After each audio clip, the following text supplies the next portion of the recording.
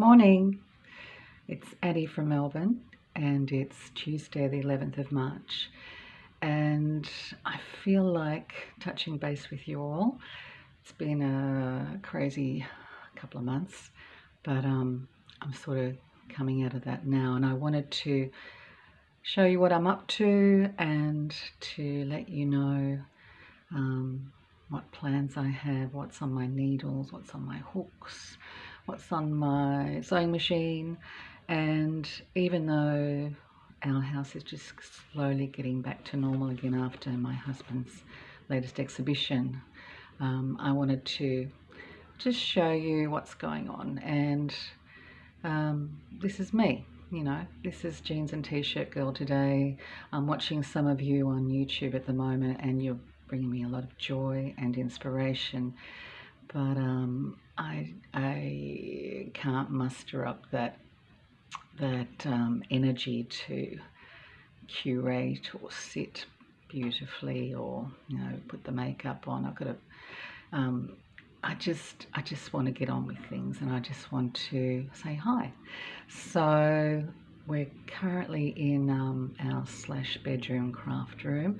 I'm trying to empty my study, which is next door, because I want to paint it and I want to revamp a little bit.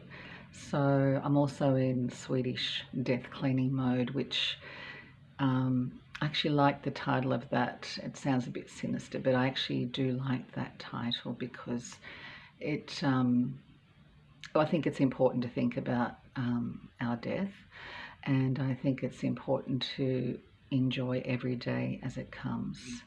Not to be morbid, but also to appreciate what we have in this lifetime and how quickly it can just pass and go without noticing the time. The time goes so fast, as you all know.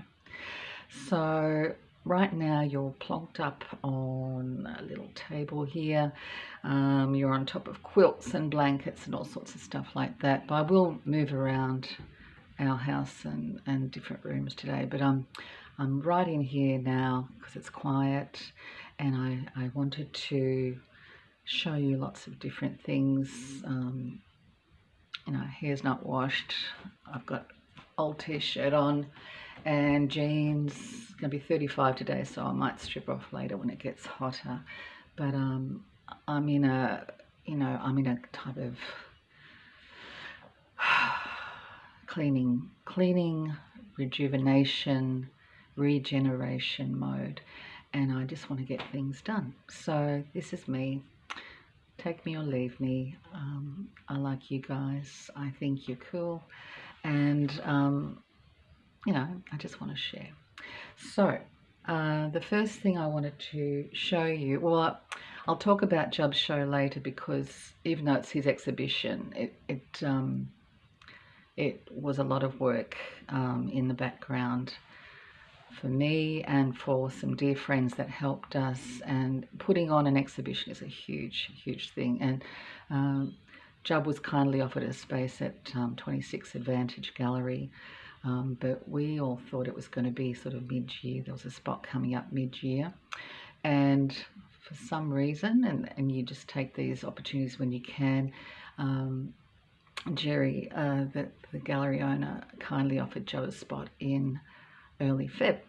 So we worked really hard to get the pieces ready for Jub's show, and it was an amazing success. And it's not his first show. He's exhibited for over 30 years. He's a very talented artist, very talented man and poet. But it was, it's a lot of work to put things like that together, and a lot of stress and pressure, but it paid off in the end, so that was great. But in that time, my knitting mojo was depleted a bit, because there's lots of background work to do to put on a show. But I did do some very special things in that time just to de-stress, and I'll show you those shortly. Also, during that time, I kept working on some blankets because, and I'll go into that a bit more later, but for the last 2 years or so since I retired, I I've always had this passion project in my head that I want to use my skills, or want to start using my skills again that my grandmothers taught me. My maternal grandmother, Orma Hulda, which I'll show you photos of her later, she taught me a lot about knitting and crochet and cross stitch and, you know, sewing, all those things. So, and that was, and I haven't done those things for over 40 years. So yesterday I put on a short reel just for my sake more than anyone's, because as you know, I'm decluttering. So I actually found a whole heap of Polaroids, and I think I made those makes in the late 70s, early 80s. And I don't know why I kept them, but I'm sort of glad I did, because it showed that I have been knitting. You know, I think sometimes I think, oh, I haven't really done anything for so long. I've just been teaching and doing all sorts of other things. But looking back at those images of makes I made on that short that I posted on YouTube, it was really interesting to see, hey, look, I actually did intarsia, I did lace work, I did construction, I made cardigans, I made jumpers. And looking back on those, if you want to have a look, go and check it out. It's only a minute and 30. Looking back on those, it was really interesting to see that I did have those skills then. I was taught those skills, and I was able to make garments, mainly garments in those times. I also did a little bit of knitting for a wool shop at that time, just for a bit of fun and pocket money. But it's really interesting looking back, and some of the shapes and the colours that I used and the fibres,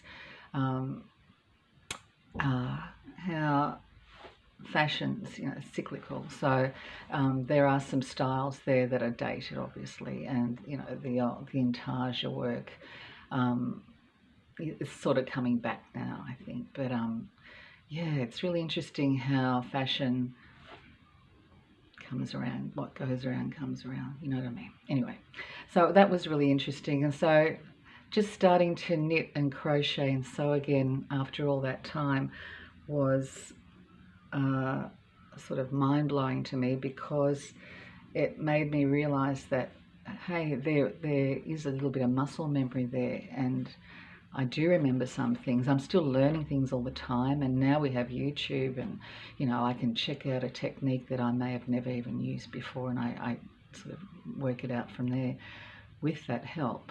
But in those days, we didn't have all that stuff, and it's really cool to see all that I have learnt something in my 64 years. I'm nearly 64 next month, but it's really cool to know that I can do things like that. Anyway, I won't talk too much longer. I just want to say hi, and I'm going to dip in and out during the day, today and maybe tomorrow, and just show you a few things, because yeah, retiring sort of made me realize I really, really want to do something with my skills to help others. And some of you may know that I taught, it's nearly 30 years now, but I taught on a mission in Zimbabwe as a volunteer teacher for a number of years, St. James Mission in Nyamadlofo.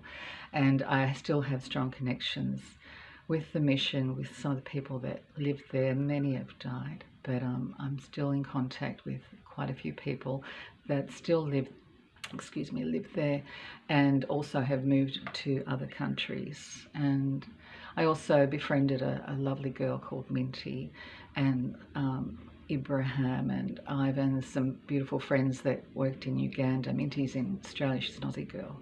But I have, for the last 3 years, tried to help out with the Better Tomorrow Community Centre in Uganda, in Luwero.